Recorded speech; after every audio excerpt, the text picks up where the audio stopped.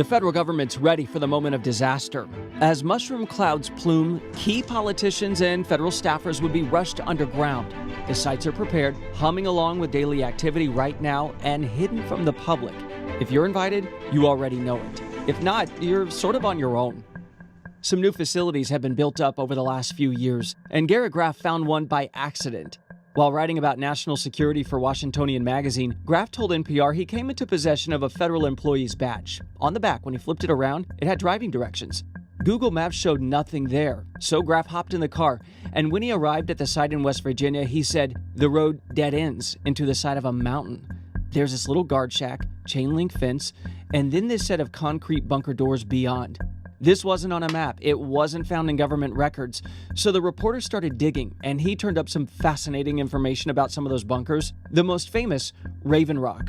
Situated close to Camp David on the Maryland-Pennsylvania line, Raven Rock has been renovated recently, and it's ready to go at a moment's notice. It operates 24 hours a day, 7 days a week, every single day of the year. Graff explained to NPR, Raven Rock is inside a hollowed-out mountain, a freestanding city inside, made up of individual 3-story buildings. It has a fire department, police department, medical facilities, even a dining hall that serves 4 meals a day.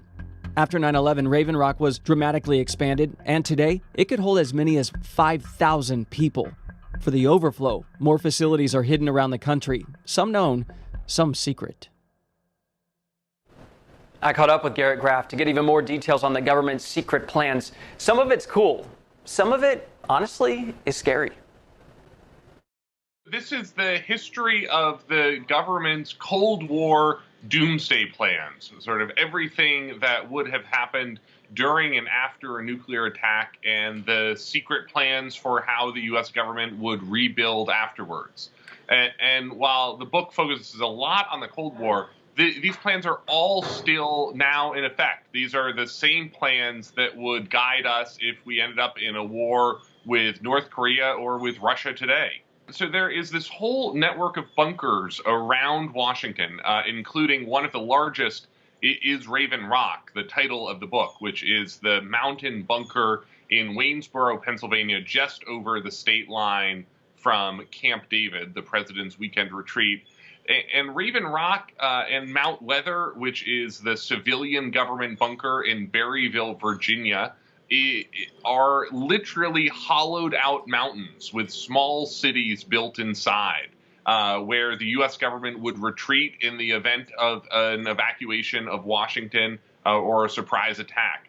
We have this whole network of helicopters and planes that would drop in, evacuate officials from across Washington, and evacuate them out to the mountains in these bunkers and dozens of others like them scattered around the rest of the United States. Who would get in and who, we'd be sitting here today still, doesn't matter, but certain people that you might think would get in probably won't.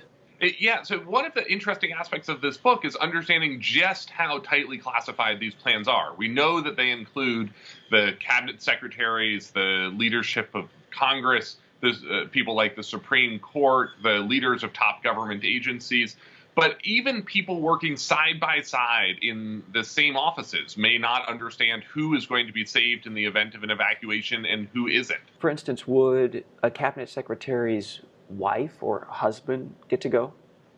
No, and this is one of the great tensions of these plans dating all the way back to the literal first government evacuation drill in the summer of 1954, when Dwight Eisenhower evacuates to that Mount Weather bunker with his cabinet, and they bring along all of their secretaries, their assistants, but none of the wives. And the wives have this very chilly game of cards back in Washington as they realize that none of their husbands were going to bring them along in the event of nuclear war. Who works there? Because I would imagine it's a whole industry in these small towns of people and family and friends who keep these up and running. Yeah, so these bunkers, Raven Rock, Mount Weather, others around the country, are staffed 24 hours a day, 365 days a year. Some of them are Pentagon facilities, Defense Department facilities, and some of them are actually run by FEMA, which is the civilian agency that's in charge of responding to an emergency. In fact, there is right now, as we are sitting here talking, a presidential doomsday plane, the National Airborne Command Post, which is where the president would run nuclear war from the sky, is sitting on a runway in Omaha, Nebraska. It is fully staffed. Its engines are running. It is ready to take off with just 12 to 15 minutes worth of notice and meet up with the president, rendezvous with the president wherever he is, and let him run nuclear war from the sky for 3 days. That is incredible. And I was reading in your book there, these cards, and we don't know exactly how many are out there, right? But they have driving directions on the back in case, you're caught unawares and you're the Secretary of Agriculture. You just pull out your card and it tells you where to go.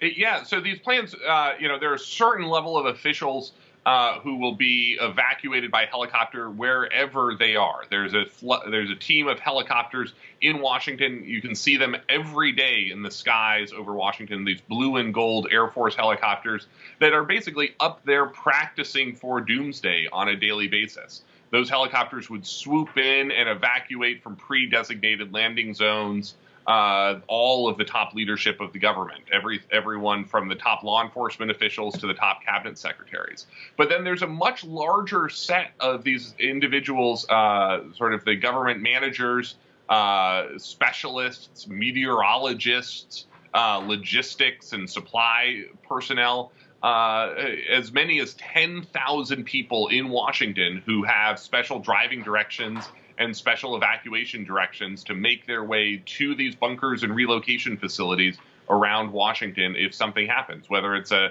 terrorist attack, whether it's a chemical attack, biological, or nuclear war. What we have seen through history is that these plans have never worked as intended.